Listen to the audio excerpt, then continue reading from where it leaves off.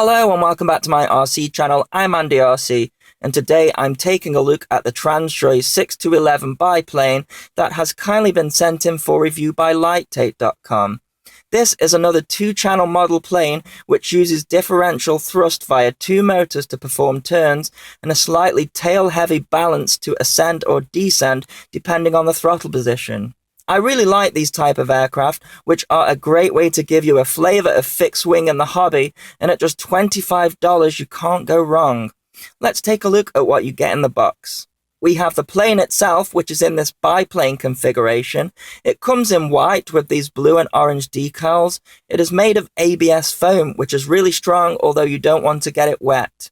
There's no wheels with this one. There are no control surfaces either, of course, and as I mentioned, we have two brush motors which give the aircraft its power and also its turning ability. The motors are in a pusher configuration, which is good in the case of a crash.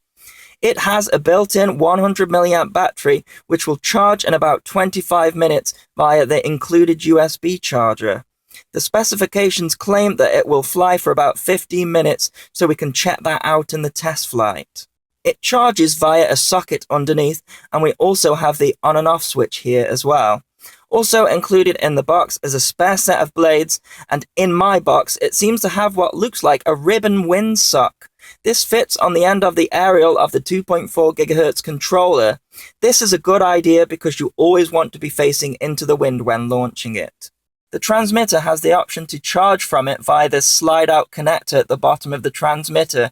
If you use this, it will drain the transmitter batteries very quickly. It's best to get rechargeables here or charge the plane with the included USB charger instead. We have just two controls. The first one is the power, which is on a tension throttle stick, and left and right for turning. However, as mentioned earlier, power will increase your height as well as decrease it when you throttle down. Throttle is on the left and turning is on the right, so I guess you can say this is close to the Mode 2 configuration.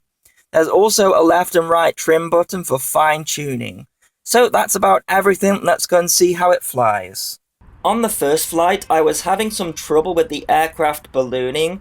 It was quite a windy and dreary day, and I think in flat, calm conditions it would perhaps fly a little better. I think into the wind, that double wing is creating too much lift. There is something I can do to combat that though. I have added some weights on the front of it using some sticky tape. They are actually collets used for control linkages with bigger aircraft. What I use to weigh it down doesn't really matter. What does matter is how much weight I added. The 3 collets and sticky tape that I used came to 2.8 grams. It flies so much better with this added weight. I did add more weight to it than this, however at this point the aircraft stopped gaining height, so I stuck with the 2.8 grams. This aircraft does rely on being slightly tail heavy, so when you apply throttle it gains height.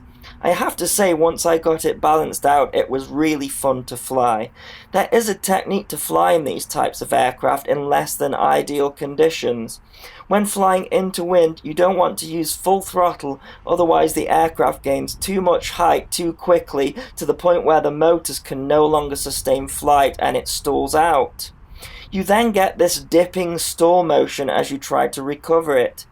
Instead, I found that if you brought the throttle down into wind, I got a nice steady flyby, and then when facing downwind, I can power the throttle. I have the FX803 to compare to this one, which I reviewed earlier on the channel, and I expected this one to fly similar, but when it comes to turning they are completely different. The Transjoy plane doesn't dip its wing when you apply too much left or right control, so to lose height you just simply come off the throttle. This aircraft can definitely take more of a beating than the FX803. It would be great for kids learning how to fly. With those pusher props you can nosedive straight into the grass and nothing gets damaged. For me, the challenge is to keep it in the air for as long as possible. I'm also trying to keep it as close in as I can so that the camera can keep it in shot. However, this one is so small it's really difficult. The range on it is really good. It will go out of sight before it loses range, which is handy because it nearly went out of sight a couple of times in this flight. In the instructions it stated that we should get a 15-minute flight.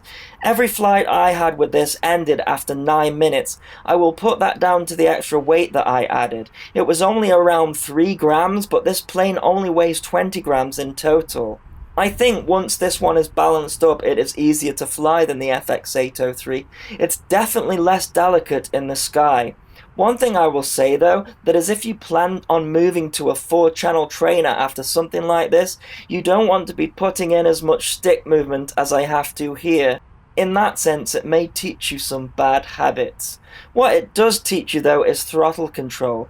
As we are using the throttle to gain and decrease height, being able to master this will definitely help you further in the hobby. I would say if you like an aircraft like this and want to move on, try your hand at a simulator before you do. I learned to fly helicopters purely off a simulator and saved myself a load of money in crashes.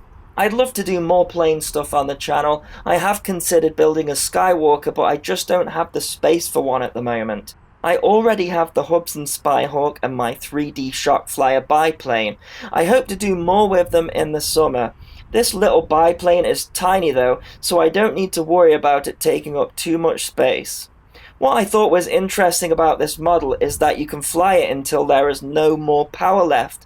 You can tell when the battery is starting to go because we're not able to gain as much height, but the motors will completely stop and the aircraft will glide to the ground. What's funny is I still tried to fly the aircraft to the ground by putting stick inputs in. Of course this does nothing as you are a passenger once the motors stop. So there you go, that is my review of the Transjoy biplane. I hope you enjoyed the video. I will put a link in the description if you wish to buy it. Thanks to lighttape.com for sending this sample in for review. Please continue to subscribe. Cheers.